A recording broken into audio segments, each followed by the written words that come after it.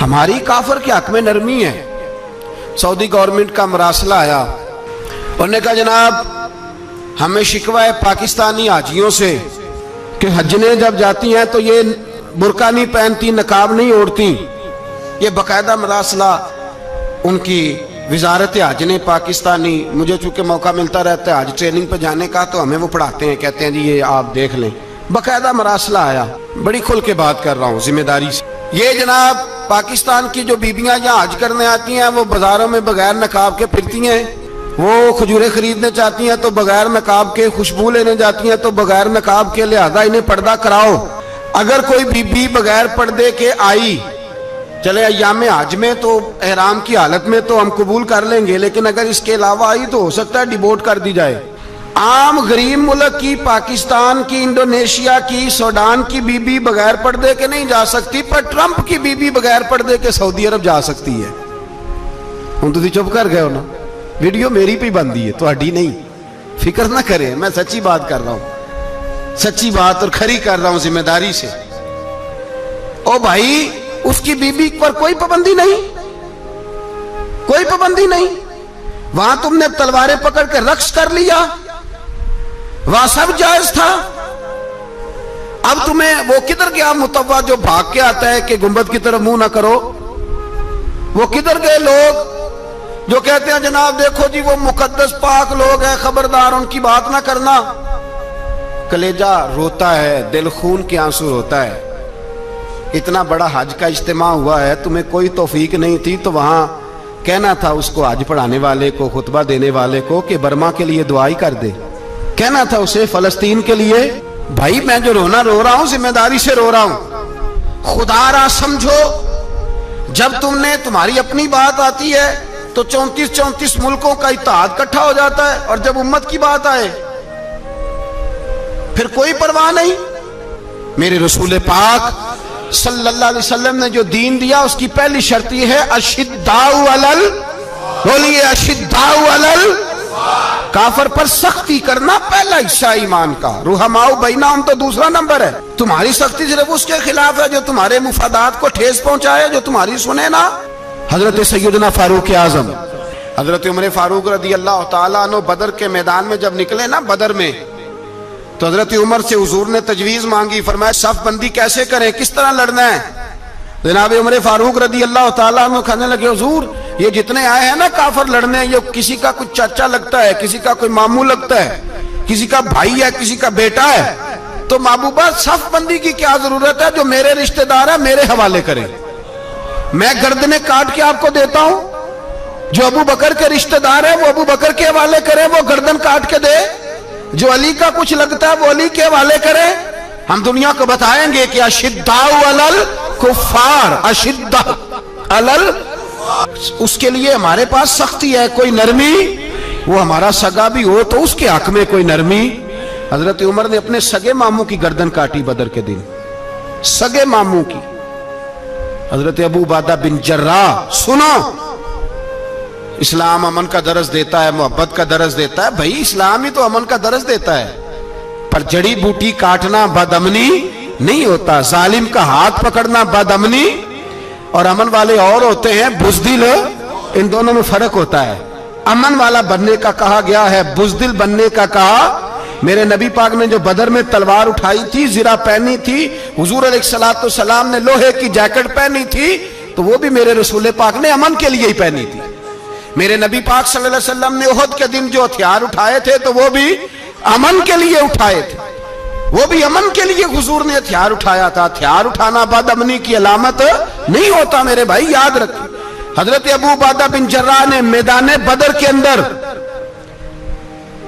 جب جنگ کا تبل بجا، حالات بگڑے، جناب ابو عبیدہ بن جراح کہتے ہیں تاریخ نے ایک عجیب موڑ پہ مجھے لا کے کھڑا کیا۔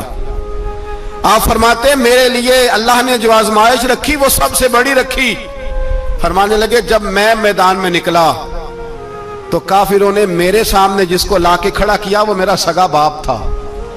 آپ فرماتے ہیں اب مشکل بن گئی، عشق تیاگ دومی ایک برابر، تے عشق دا سیک ودھیرا، اگ تے ساڑے ککھ تے کانے، تے عشق ساڑے تن میرا، अग दा दारू मीह ते पानी, कोई दसे है इश्क दा दारू केड़ा, बुल्ले शाह उथे कुछ भी नहीं बचदा जिथे इश्क होरां दा डेरा।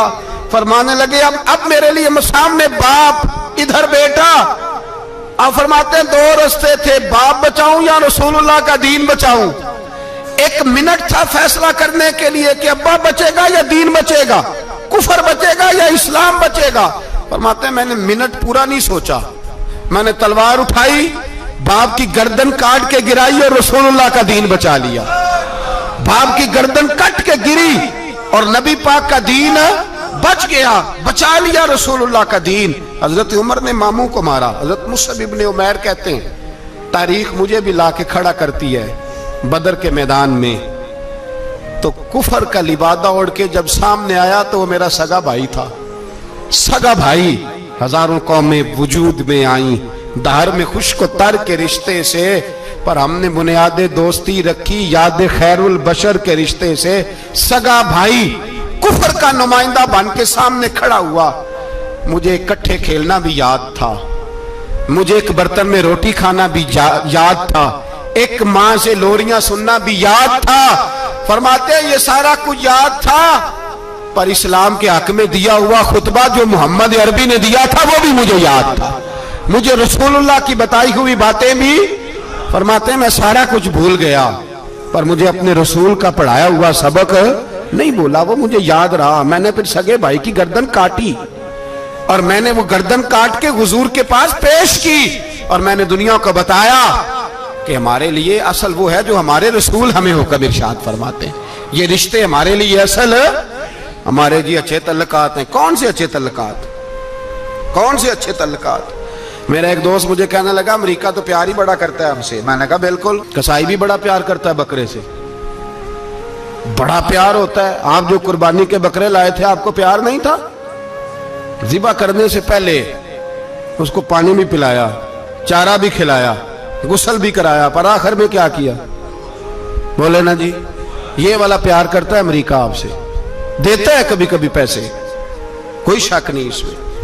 वो कहता है वहां जलजला आया है तो इतने लाख डॉलर देता हूं, फलां आया, लेकिन वो वाला प्यार जो कसाई बकरे से करता है, कहता है जब मौका आएगा तो मैं छुरी भी फेरूंगा और अपने वक्त पे आके वो, ये मेरी मिसाल याद रख लेना, अमेरिका का पाकिस्तान से और मुसलमान से वो वाला प्यार है जो बकरे का कसाई से और कसाई का बकरे से होता है। वो चारा डालता है, मोटा करके ज़िबा करता है, पतला ज़िबा करने में उसे लज्जत नहीं आती। ओ भाई याद रखो, हजरत अबू बकर सिद्दीक रदी अल्लाह ताला अन्हु, अरब के लोग जब जंग करते थे तो एक हाथ में ढाल पकड़ते थे, एक हाथ में तलवार पकड़ते थे, लोहे की ढाल। जब दुश्मन हमला करता था तो ढाल आगे करते थे, वो कई दफा टकरा के ढाल से तलवार गिर जाती थी। हज़रत अबू बकर सिद्दीक मैदान में निकले, बेटा काफिरों की तरफ से लड़ने आया है, सगा बेटा, और मेरे मुस्तफा करीम ने फरमाया औलाद बुज़दिल कर देती है आदमी को, पर जब ईमान पुख्ता हो तो फिर सहाबा ने इस बुज़दिली की भी परवाह नहीं की। सगा बेटा काफिर की जानिब से आया, हज़रत अबू बकर सिद्दीक ने तलवार से हमला किया, बेटे ने ढाल आगे की। जब साहबजादे ने ढाल आगे की ना तो हज़रत अबू बकर की तलवार लोहे की ढाल से टकराई, तलवार गिर गई।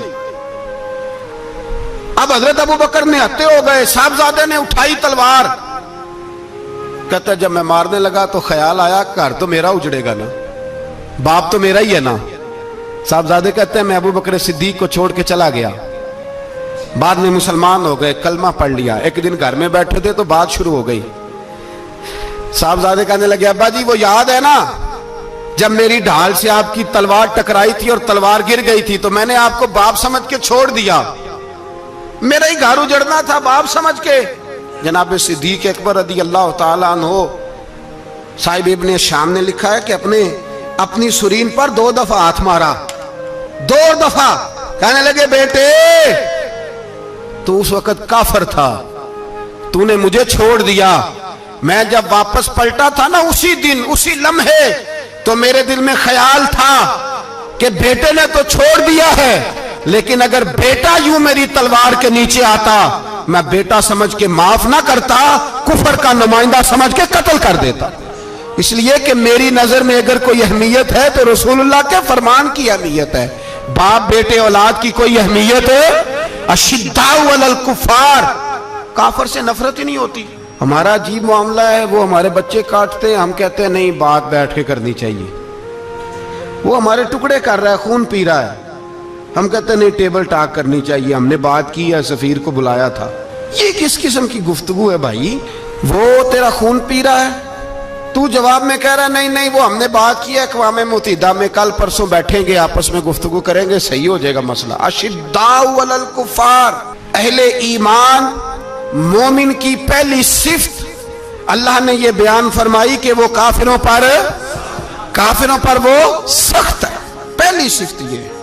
حضور نے فرمایا اگر اللہ کی رضا کے لیے محبت کرنا ایمان کا حصہ ہے تو بغض رکھنا بھی ایمان کا حصہ ہے. یہاں تو موج لگ گئی ہے، ایک عام نوجوان سے لے کے عام آدمی سے وزیر اعظم تک کی سوچ یہ ہے کہ رہائش امریکہ میں ہونی چاہیے، لندن میں ہونا چاہیے، بس یہی سوچ ہے.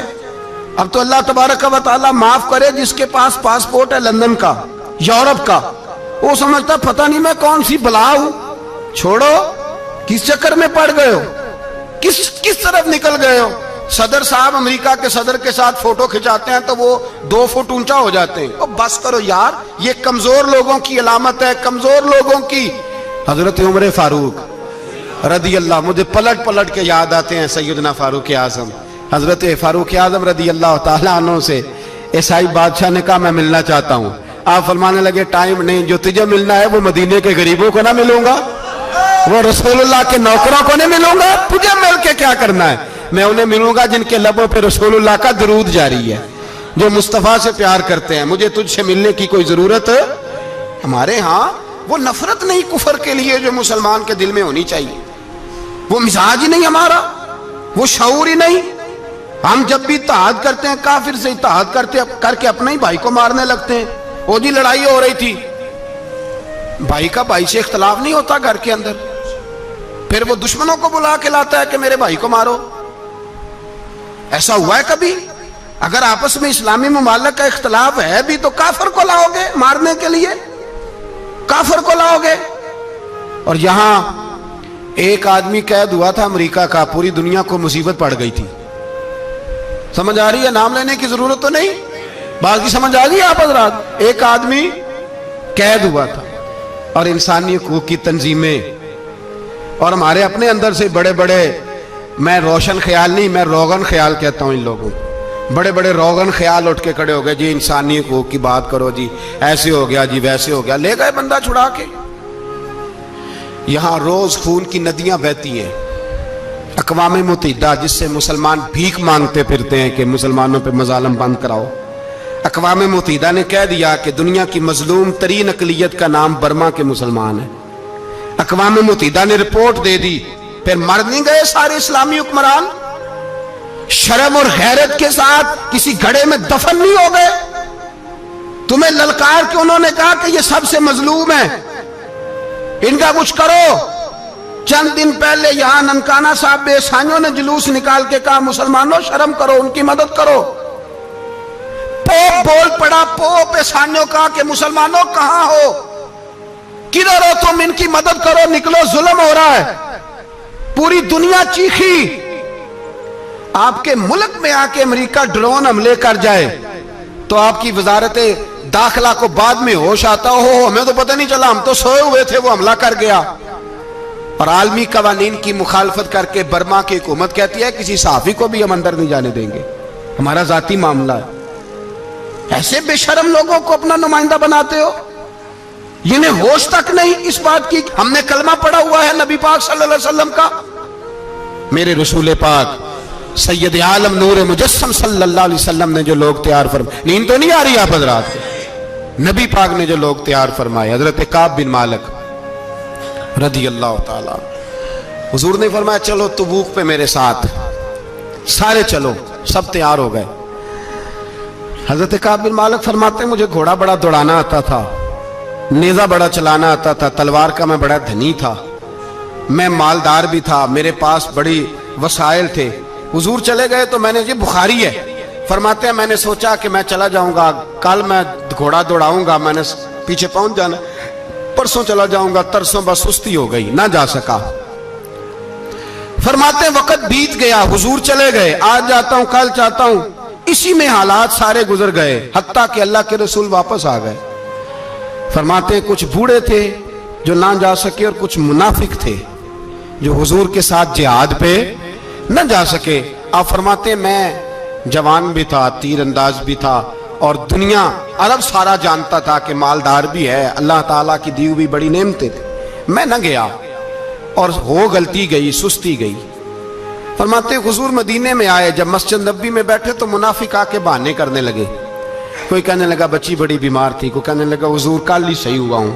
फरमाते मुझे भी पता था और पता मुस्तफा को भी था झूठ बोल रहे हैं, हुजूर को पता था, पर वो बहाने करते, हुजूर कबूल करते। मैं चलो जाओ कहा। फरमाते एक मिनट के लिए मुझे भी वसवसा आया कि कोई बहाना ना कर दूं, लेकिन फिर मैंने सोचा बहाना किसके सामने करूं जिसे अल्लाह तबारक व तआला ने नबुव्वत की आंख अता फरमाई हुई है, उस महबूब के सामने बहाना। उस ख्याल आया मुसलमान नेक को बद पहचान जाते हैं, मोहम्मद आदमी के दिल की बातें जान जाते हैं, किधर बहाना करूं, हुजूर को तो सारा पता है। फरमाते में गया, हुजूर ने पूछा क्यों नहीं आए, और पूछा भी मुस्कुरा के, क्यों नहीं आया, मुस्कुरा के पूछा। फरमाते मैंने सच सच बोला, मैंने कहा या रसूल अल्लाह सुस्ती हो गई, हुजूर गलती हो गई। जो बहाने लगा रहे थे उनको आजादी मिल गई, और मकतब इश्क का दस्तूर निराला देखा, उसको छुट्टी न मिली जिसने सबक याद किया। फरमाते हैं उनको छुट्टी मिल गई। मैंने कहा हुजूर गलती हो गई, तो नबी पाक ने फरमाया इससे कोई बंदा कलाम ना करे, खबरदार मेरे साथ भी गुफ्तगू ना करना। हजरत काब बिन मालिक फरमाते हैं मेरा चचाजाद भाई, खालाजाद भाई सारे रहते थे, मैं किसी को सलाम लेता तो कोई जवाब भी नहीं देता था। फरमाते हैं मैं मस्जिद में नमाज पढ़ने आता, पर सहाबाए किराम को हुजूर ने मना कर दिया तो मदीने की गलियां भी नाआशना हो गई। फरमाते मुझे यूं लगता था कि मदीने के दरो दीवार भी मुझसे कलाम नहीं करते, मैं वहां दुआ मंगया करो संगियो किते मुर्शद ना रुस जावे, ए जिन्हां दे पीर रुस जांदे ओ जिउंदे ही मरे रहंदे। कहा इस तरह लगा कि जैसे हालात बिगड़ गए सारे मेरे हक में। आप फरमाते मैं मस्जिद में आके बैठता तो जब मुझे पता था, मैं जब आंखें उधर करता तो हुजूर मुझे देखते, और जब मैं नबी पाक को देखता तो हुजूर चेहरा फेर लेते।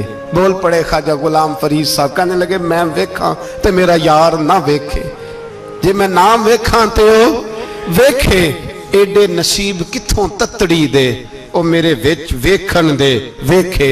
गुलाम फरीदा ओ बुए यार दे मरिए, भावें वेखे या ना वेखे। आप फरमाते मैं सैयद आलम सल्लल्लाहु अलैहि वसल्लम को देखता तो हुजूर रुख अनवर फेर लेते। हजरत काब बिन मालिक रदी अल्लाह ताला अन्हु फरमाते कि हुजूर का हुक्म आया कि बीवी को अलहदा कर दो।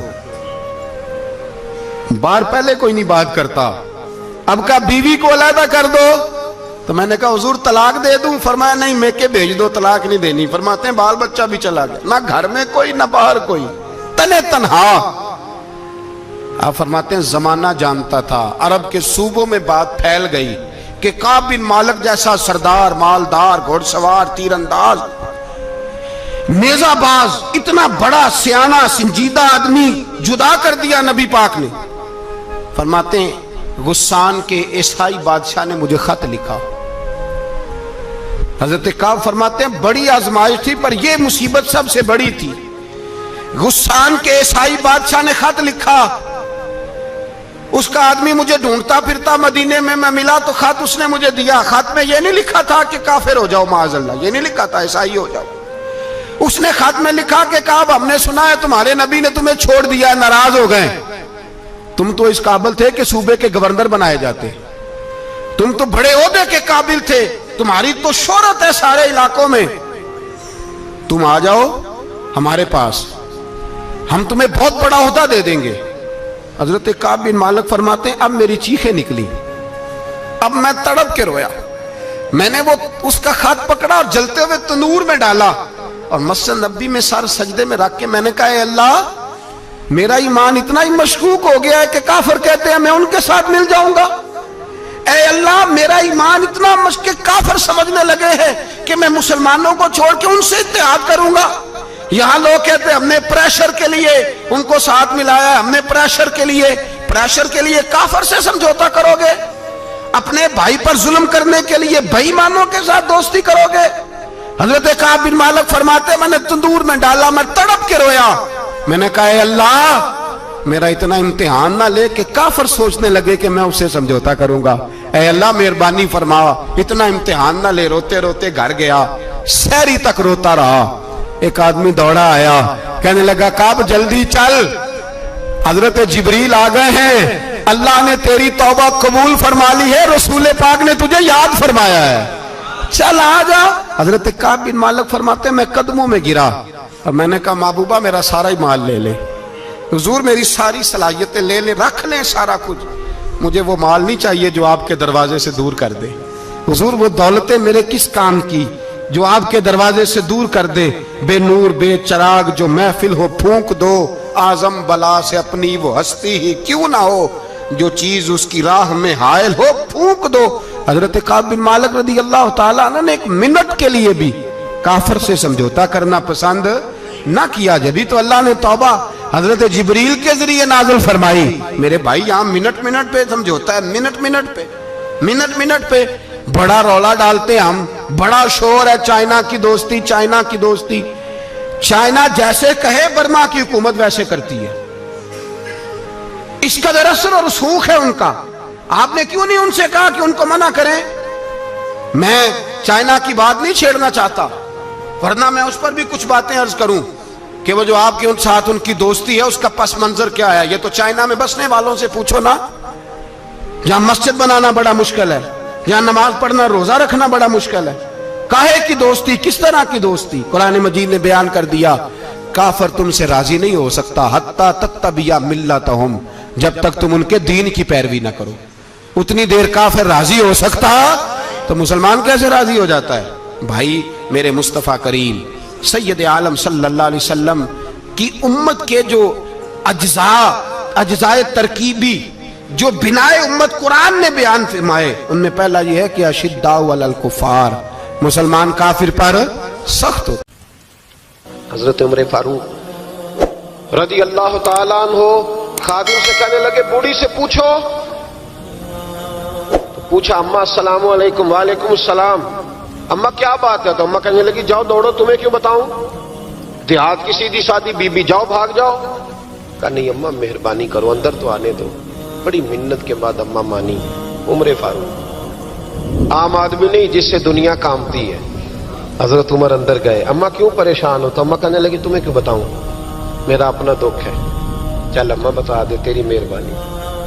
اماں کہنے لگی میں ایک بیوہ ہوں، بے اولاد ہوں، کوئی میرا سہارا نہیں، مجھے عمر فاروق سے بڑی شکایت ہے، میرے اوپر 25 دینار کا قرضہ چڑھ گیا ہے اور 3 دن ہو گئے میں نے روٹی نہیں کھائی، اور عمر نے میری خبر نہیں لی۔ حضرت عمر کو پتہ چل گیا لوارث ہے، اس کا کوئی 2 4 10 ہزار ووٹ کوئی نہیں، یہ کوئی میکے سے 6 مربے نہیں لے کے آئی، ایک اکیلی تنے تنہا۔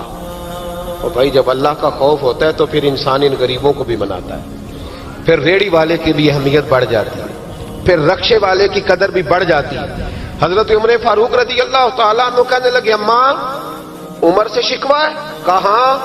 جناب عمر کہتے ہیں میں نے ایک جملہ کہا تو اماں نے تو مجھے لاجواب کر دیا۔ میں نے کہا اماں عمر کو کیا پتا کہ تو بھوکی ہے اور مقروض ہے، اسے کیا خبر؟ تو اماں کہنے لگی کیا کہا تم نے؟ عمر کو خبر نہیں، اسے پتا نہیں؟ تو عمر سے کہو نا چھوڑ دے حکومت، اس کے حوالے کرے جو خبر رکھ سکتا ہے، کیوں بیٹھا ہے پھر؟ ہمارے حکمران کہتے ہیں ابھی میں صدمے میں ہوں، نکلوں گا تو بات کروں گا، نہ ادھر ادھر کی تو بات کر، یہ بتا کہ قافلہ کیوں لٹا، مجھے رہزنوں سے غرض نہیں تیری رہبری کا سوال ہے، ہاں تجھے جواب دینا پڑے گا۔ حضرت سیدنا عمر فاروق رضی اللہ تعالیٰ عنہ سے اماں کہنے لگی نہیں خبر رکھ سکتا تو حکومت کیوں کرتا ہے، چھوڑتا کیوں نہیں؟ تو حضرت عمر کہتے ہیں میں کانپنے لگا، دوڑے گئے جناب عمر۔ میں نے کہا اس اماں کا 6000 ووٹ نہیں کہ اس کی قدر کی جائے، یہ اماں کوئی بہت آکسفورڈ یونیورسٹی کی ڈگری ہولڈر نہیں کہ اس کی بات مانی جائے، کہ لاوارث اور بیوہ بی بی۔ عمر دوڑے گئے، گھر سے اناج کا تھیلا کندھے پہ رکھا، 25 دینار بھی لیے، پکا پکایا کھانا بھی لیا، خادم کہنے لگا حضور مجھے دے دے میں اٹھا لیتا ہوں. تو حضرت عمر فرمانے لگے چل وعدہ کر قیامت کے دن بھی میرا بوجھ اٹھائے گا. کہنے لگا جی نہیں وہاں نہیں اٹھا سکتا. فرمایا پھر آج بھی نہ اٹھا مجھے ہی اٹھانے دے, یہ میرا بوجھ ہے تو مجھے ہی. اماں کے سامنے 25 دینار بھی رکھے. پھر اماں کو حضرت فاروق اعظم نے 2 مہینے کا راشن بھی دیا, پھر پکا پکایا کھانا بھی دیا. معمولی آدمی کی بات نہیں کر رہا, 24 لاکھ مربع میل کا حکمران. حضرت عمر مدینے میں بیٹھ کے کبھی للکار دیں تو کیسر و کسرا کی ٹانگیں کانپیں. جناب عمر فاروق رضی اللہ کھانا کھلا کے اماں چارپائی پہ تھی تو عمر نیچے بیٹھ گئے. کہنے لگے اماں چل عمر کو معاف کر دے, چل چل جانے دے, کوئی عرض نہیں, بیچارے کو پتہ نہیں چلا. تو اماں کہنے لگی تو نے پھر عمر کا ذکر چھیڑ دیا. بیٹے میرے گھاؤ بڑے گہرے ہیں, میرے زخم بڑے سخت ہیں, کلیجہ پھٹے تو تجھے دکھاؤں کتنی تکلیف میں ہوں. میں تو پکا ہوا پھل ہوں, کسی وقت بھی دنیا سے چلی جاؤں گی. میں نے عمر کو معاف نہیں کرنا. جب میں قبر میں جاؤں گی نا, نبی کریم علیہ السلام آئیں گے تو میں عمر کی شکایت کروں گی. میں کہوں گی حضور اس سے پوچھئے یا رسول اللہ بیوہ اور بوڑھی کا خیال ہی نہیں کیا. تو آپ کے غلام کہتے ہیں میں نے عمر کو کبھی اتنا روتے نہیں دیکھا جتنا آج روئے. کہنے لگے اماں عمر کو میں جانتا ہوں وہ کمزور ہے, یہ شکایت نہ لگانا, وہ کمزور ہے, مقابلہ نہیں کر سکے گا, یہ شکایت نہ لگانا, چل معاف کر دے. تو اماں کہنے لگی اچھا تو مجھے کچھ اچھا لگتا ہے, جا تیری خاطر عمر کو معاف کیا, تو پیارا لگا ہے, جا معاف کیا, تیری خاطر معاف کیا, تیری خاطر عمر کو معاف کیا. حضرت عمر فاروق کہنے لگے مجھے لکھ کے دو. کون اتنے جتن کرتا ہے, کون؟ کسی سے کہنا جا اپنی اماں کو منا لے, تو کہتے ہیں نہیں نہیں میری غلطی کوئی نہیں تو مناؤں کس بات پہ, ہمیں تو 20 دلیلیں آتی ہیں. جا ابا کے پیر پکڑ لے. پتہ ہے نبی پاک علیہ السلام نے فرمایا جس کا باپ راضی ہوگا اسی کا اللہ راضی ہوگا, اور جس کا باپ ناراض ہوگا وہ سارا دن وظیفے پڑھے اس کا اللہ راضی. یہ ابو داؤد شریف کی حدیث ہے. نا جی بڑی مہربانی پیسے نہ لائیے گا آپ, اب بات سنیں, وہ بھی میں سمیٹنے کی طرف آ رہا ہوں, ختم کر رہا ہوں, آپ میری بات پہ توجہ رکھیں. عزیز بھائی, نبی کریم صلی اللہ تعالی علیہ وسلم نے جو اپنے غلاموں کی تربیت کی تو حضرت عمر فاروق کہنے لگے لکھ کے دو, لکھ دو. تو اماں کہنے لگی آپ لکھیں میں سائن کر دیتی ہوں, آپ لکھ دیں میں سائن کرتی ہوں. حضرت عمر نے لکھا فلاں بنت فلاں کو عمر سے شکایت تھی, پھر انہوں نے عمر کو معاف کر دیا. اماں سائن کرنے ہی لگی تھی کہ مولا علی شیر خدا آ گئے, حضرت عبداللہ ابن مسعود آ گئے. اوہو عمر یہاں بیٹھے ہوئے ہو, میں سارے مدینے میں تلاش کر رہا تھا, یہاں بیٹھے ہو, وہ کچھ لوگ ملنے آئے, نکلو. اماں نے سنا کہ یہ عمر تھے تو اماں اٹھ کے کھڑی ہو گئی. آئے ہائے عمر تھے, آپ عمر تھے. تو جناب عمر کہنے لگے اماں تو نے جو کہا ٹھیک کہا, لیکن اپنے وعدے پہ قائم رہا, یہ ذرا سائن کر دے. اماں نے سائن کیے تو حضرت عمر فاروق فرمانے لگے علی آ گئے ہو تو بطور گواہ تم بھی دستخط کر دو. عبداللہ ابن مسعود تم بھی بطور گواہ جب سائن ہوئے تو جناب عمر نے رکا لپیٹا اور مولا علی شیر خدا سے فرمانے لگے علی یہ رکھ لو, مجھے لگتا ہے میں تم سے پہلے دنیا سے جاؤں گا, اور جب میں پردہ کر جاؤں نا تو یہ رکا میرے کفن میں رکھ دینا. اگر حضور علیہ السلام نے پوچھا نا میری امت کے ساتھ کیا سلوک کر کے آئے ہو, تو رکا نکال کے کہوں گا یا رسول اللہ ایک بوڑھی ناراض تھی میں اسے بھی راضی کر کے آیا. حضور یہ میں راضی. بھائی جب تک ہم اللہ سے نہیں ڈرتے معاشرہ اصلاح پذیر نہیں ہو سکتا. حضرت عمر فاروق رضی اللہ تعالیٰ عنہ نا باہر والوں کا بھی بڑا سخت حساب کرتے تھے. بڑا ایک گورنر صاحب نے لباس بڑا شاندار پہننا شروع کر دیا تھا تو حضرت عمر نے اتروا کے نا تو انہیں ٹاٹ کا لباس پہنا کے تو اونٹ چرانے کی ڈیوٹی دے دی تھی. اتنا سخت احتساب کرتے. کسائی کی دکان پر بھی 1-2 گھنٹے کھڑے ہوتے تھے. جو آدمی مسلسل 2 دن گوشت خریدتا تھا نا فرماتے تھے اس کا ٹیکس بڑھا دو, لوگوں کو دال نہیں مل رہی اور یہ روز گوشت کھاتا ہے. حضرت فاروق اعظم اس کو جزیہ کہا جاتا تھا, یا کچھ اور معاملات ہوتے تھے بڑھا دیتے تھے. مسلسل جو 2 دن آدمی گوشت کھاتا تھا فرماتے تھے مدینے میں غربت ہے, اگر یہ والا نظام تم کرو گے تو غریب لوگ کس کی طرف دیکھیں گے. لیکن اس سے زیادہ بڑھ کر جو ان کی زندگی کا معیار اور سٹیٹس تھا وہ یہ تھا کہ اپنے گھر کا خاص خیال رکھتے, خاص توجہ کرتے. ملک شام سے اور ایران سے کچھ لوگ آپ کی خدمت میں آئے تو وہاں سے کچھ کنیزیں بھی آئیں، ان کے بادشاہ پیغام لے کے شاہ ایران کی کنیز کو ملکہ نے کہا کہ نا حضرت عمر کی زوجہ کو دیکھ کے آنا ذرا کس طرح کی ہے۔ ہمارے ملک میں کیا کہتے ہیں؟ خاتون اول، جی خاتون، باقی سارے دونوں میں خاتون اول، ذرا خاتون اول کو دیکھ کے آنا۔ تو وہ جب آئی نا گھر میں ملنے تو کہا کہ مجھے میری ملکہ نے کہا تھا کہ عمر کی زوجہ سے، اہلیہ سے ملاقات کر کے آنا۔ تو حضرت عمر کی اہلیہ نے نا ایک جوڑا کپڑوں کا دے دیا ملکہ کے لیے اور ایک خوشبو کی شیشی دے دی۔ اب جب وہ تحفے وہاں گئے تو اس ملکہ نے نا کچھ سونے کا سامان بھیجا، کچھ زیورات بھیجے، کچھ تحائف بھیجے۔ جب حضرت عمر کے گھر آئے نا وہ خادم لے کے آیا، اس نے کہا جی آپ کی اہلیہ نے تحفے بھیجے تھے، تو جواب میں شاہ ایران کی بیوی نے، یہاں جس ملک کا وہ سفیر تھا، انہوں نے بھی یہ بھیجے۔ حضرت عمر فاروق نا وہ تحفے لے کے گھر گئے تو جا کے کہنے لگے اپنی اہلیہ سے، یہ تو کب سے تحفے تحائف بھیجنے لگ گئی ہے، یہ کب سے نظام شروع ہو گیا؟ تو کہ حضور تحفہ دینا لینا تو ٹھیک ہے، سنت ہے، محبت بڑھتی ہے، تو یہ کوئی قباحت نہیں، اور میں نے اپنی ذاتی استعمال کے لیے جو چیزیں رکھی تھی وہ میں نے دی ہیں۔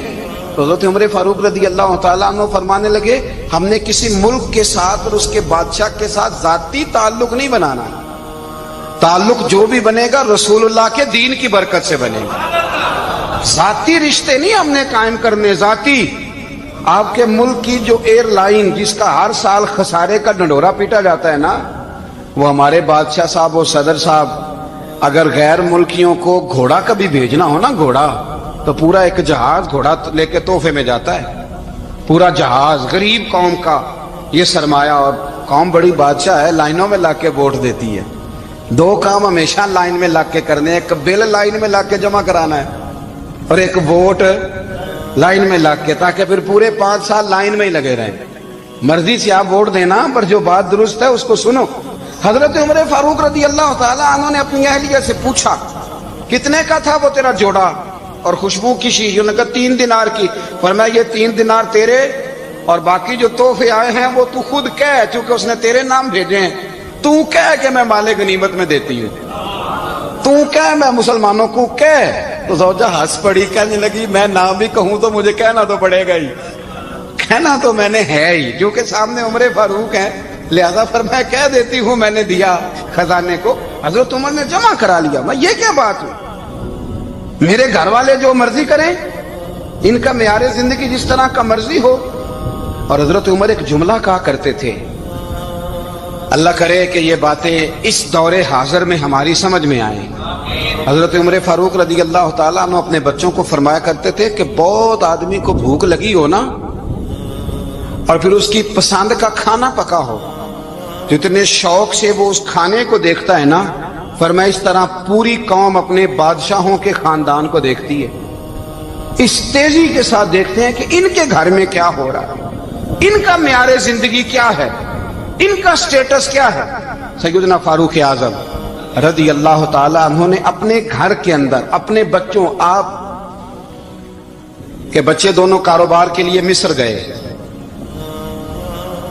تو وہاں کے گورنر صاحب نے لوگوں سے، ایک بہت بڑا قافلہ گیا مدینے سے مصر تجارت کے لیے، جاتے ہیں نا آج بھی قافلے کئی ملکوں میں، تو یہ گئے تجارت کے لیے۔ تو حضرت عبداللہ ابن عمر، حضرت عبید اللہ ابن عمر، حضرت عمر کے دونوں بیٹے گئے۔ جناب عمر فاروق کے بچے جب وہاں پہنچے تو مصر کے گورنر نے نا لوگوں کو تعارف کرایا کہ یہ عمر فاروق کے بیٹے ہیں، یہ حضرت یہ چودھری کے بیٹے کو کون بتاتا ہے کہ تو چودھری کا بیٹا ہے؟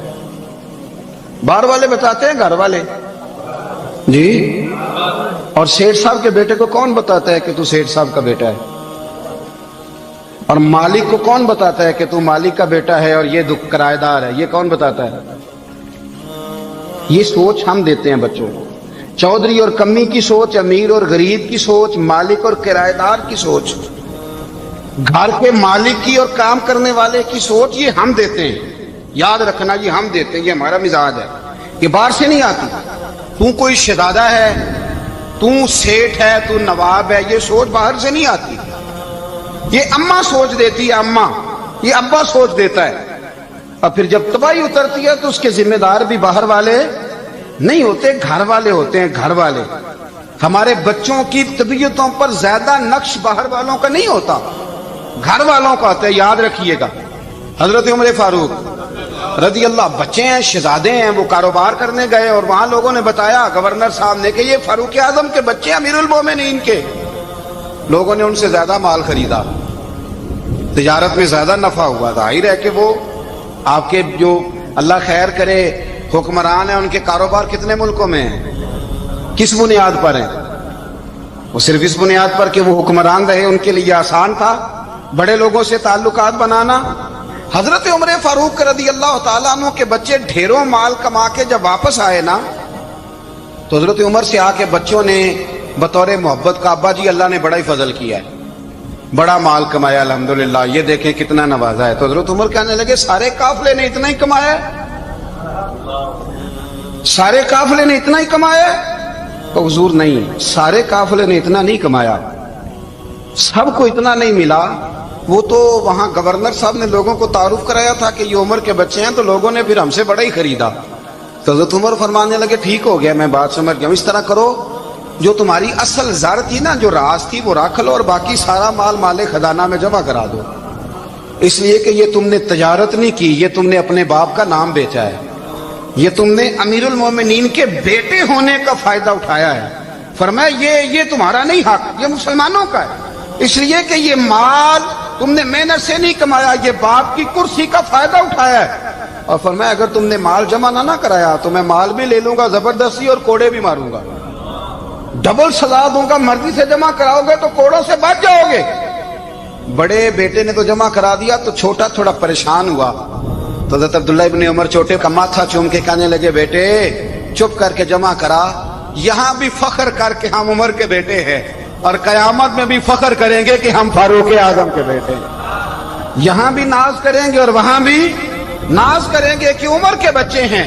ہمارے باپ نے خود بھی حلال ہی کھایا ہے، اور جب ہماری کمانے کی باری آئی ہے تو ہمیں حکم بھی حلال کھانے کا دیا۔ بھائی ہمارا مزاج نہیں، بچہ جب لے کے آتا ہے 2 لاکھ روپیہ تو کبھی پوچھے کہاں سے آیا ہے؟ جب وہ پہلے دن غلط دوستوں کے پاس جا کے بیٹھتا ہے تو کبھی نکالا ہے گھر سے اسے؟ یہ بہت سارے خمیازے ہمیں اس لیے بھگتنے پڑتے ہیں کہ ہم ابتدا میں سوراخ بند نہیں کرتے، جب اس میں شگاف پڑ جاتا ہے، سیلاب آتا ہے تو ہمیں ہوش آتی ہے۔ حضرت عمر نے اپنے گھر میں نگرانی رکھی، کڑی نگرانی، زیادہ نماز گھر میں پڑھتے تھے حضرت عمر، نفلی نمازیں زیادہ کیوں بلا؟ بھائی یاد رکھیں کہ آپ نے اگر سجدہ کرنا ہے تو بچہ لیٹ جائے گا، وہ اسے پتا کوئی نہیں سجدہ کیا ہے، لیکن جب گھر میں کبھی قرآن ابا جی کھول لینا، جب ابا جی کا موڈ بن جائے نا لیکچر دینے کا، وہ گھر میں شروع ہو جاتے ہیں، کہتے ہیں آپ لوگ نماز نہیں پڑھتے اس لیے میرے کاروبار میں برکت کوئی نہیں، تم سویرے قرآن پاک نہیں کھولتے تو میں تباہ ہو گیا۔ تو میاں آپ نے کب گھر میں قرآن پاک کھولا تھا؟ آپ نے کب نماز پڑھی؟ آپ نے کب گھر کے اندر اللہ رسول کا ذکر کیا تھا؟ آپ نے کب حدیث چھیڑی؟ آپ نے بھی تو گھر کے اندر جب بھی آپ آئے ہیں تو آپ نے وہی کچھ کیا جو دنیا دار کرتے ہیں، آپ بھی تو اپنا موبائل لے کے الگ کونے میں بیٹھ گئے، آپ نے بھی تو کہا ہے کہ اب تمہارے چینل ختم، اب میری مرضی والا چلے گا۔ تو جو آپ نے کیا ہے بچے بھی وہی کام کریں گے، آپ نے بھی گپ شپ لگائی ہے تو وہ بھی لگا رہے ہیں، یہ سمجھ لیں جو کام آپ کریں گے آپ اپنے بچوں کی سیرت میں اس کا جلوہ دیکھ لیں گے۔ بڑی پکی سی بات ہے کہ آپ کو بچے کی عادتیں دیکھ کے سمجھ آ جائے گی کہ میں بھی یہی کرتا تھا اور یہ بھی۔ حضرت عمر فاروق رضی اللہ تعالیٰ عنہ وصال فرما گئے، تو آپ کے وصال کے بعد حضرت عثمان غنی رضی اللہ تعالیٰ عنہ نے آپ کی ایک بیوہ سے نکاح کیا، حضرت عمر کی ایک بیوہ سے۔ جب وہ آپ کے نکاح میں آئی تو کہنے لگی حضرت عثمان غنی سے کہ حضور نہ تو میں خوبصورت ہوں اور نہ میں جوان ہوں، نہ آپ کی کوئی خدمت کر سکتی ہوں، میرے ساتھ نکاح کرنا سمجھ میں نہیں آیا۔ کیا شاندار جواب دیا حضرت عثمان غنی نے، کیا خوبصورت جواب دیا۔ فرمانے لگے میں نے اس لیے نکاح نہیں کیا کہ مجھے تمہارے حسن سے دلچسپی تھی یا تمہاری خدمت کی ضرورت تھی، میں نے تو اس لیے نکاح کیا ہے کہ مجھے بتاؤ عمر فاروق گھر کے اندر اپنے رب کی عبادت کس طرح کرتے تھے، وہ قرآن پاک کس طرح پڑھتے تھے، وہ رویا کیسے کرتے تھے، استغفار کا طریقہ کیا، کس وقت کس انداز میں وہ اپنے رب کو یاد کرتے تھے۔ اس لیے کہ عمر کئی دفعہ گھر سے آتا تھا تو میں اس کے چہرے پر نور دیکھا کرتا تھا، میں روشنی دیکھتا تھا، ایک معیار دیکھتا تھا۔ نکاح اس لیے کیا ہے کہ مجھے عمر کی जो घर के अंदर की इबादत है उससे आगाह करो, ताकि उस्मान गनी भी चाहते हैं उस तरह के अमल करो जिस तरह के उमर फारूक करके गए हैं। भाई जब तक हम अपने घर में वो तवज्जो नहीं देंगे, वो मिजाज देखे ना, हमारे घरों में जब नक्शा पास होता है तो टीवी लान भी उसमें होता है, ड्राइंग रूम भी होता है, नमाज की जगह भी होती है नक्शे में। सहाबा जब घर बनाते थे तो एक मस्जिद बैत का नक्शा पास करते थे, जहन में रखते थे कि ये कोना नमाज के लिए, वहां जूते लेके कोई नहीं जाएगा, वहां नमाज पढ़ी जाती थी, औरतें वहां इतिकाफ करती। टीवी लान तो आ गया है और घर के अंदर टीवी रखने के लिए तो एक कमरा अलग से बना दिया गया है, और अब जो नए नक्शे पास हो रहे हैं उसके अंदर घरों के अंदर जगह बनाई गई है जहां कंप्यूटर रखे जाएं, और बच्चों के लिए वायरिंग होगी नीचे ताकि उन्हें कोई मुश्किल दरपेश ना हो। ये सारी चीजें हमने नहाने के लिए घरों के अंदर इतने इतने बड़े वॉशरूम बनाए हैं कि लगता यह है कि सिवाय नहाने के और काम ही नहीं कोई घर में होगा। हर चीज आ गई, पर अल्लाह करे कोई तफसीर भी टेबल पे पड़ी नजर आए, कोई हदीस की किताब भी टेबल पे पड़ी नजर आए।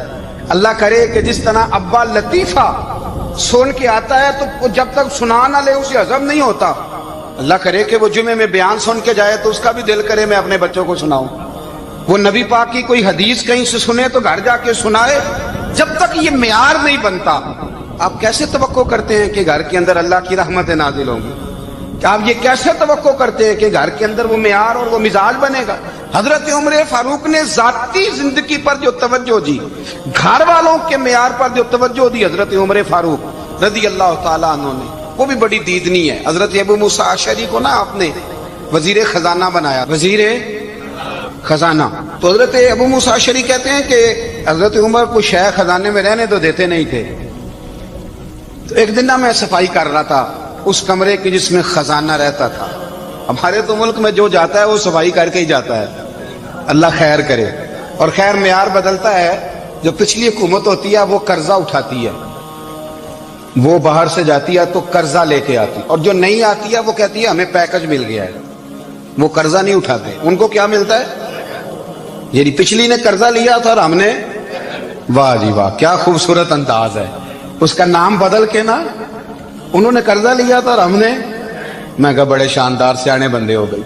और अल्लाह ताला खैर फरमाए, हमारे जो बड़े शानदार किस्म के दोस्त है ना, शानदार, जिनका अदब से नाम लेते हैं, वो अरब के बादशाह हैं। हम तो अरब खाली कहते भी नहीं, अरब शरीफ कहते हैं, अरब शरीफ। उन्होंने पता क्या किया है? उन्होंने इस तरह किया है कि जो कश्मीरियों का कातिल था ना उसके गले में मेडल डाल दिया है। तो यही काम वो करते रहते। उन्होंने पहले उन्हें बुला के मंदिर भी बनवाए थे, हमें कोई शिकवा नहीं, उनकी जमीन है, अल्लाह ताला तौफीक अता करने वाला है। पर ख्याल ये था कि चलो कश्मीरियों के जख्म पर नमक ना छिड़कते, 2 महीने इंतजार कर लेते, कुछ हालात संवर जाते, कुछ थोड़ा इंतजार है। हमारे दोस्त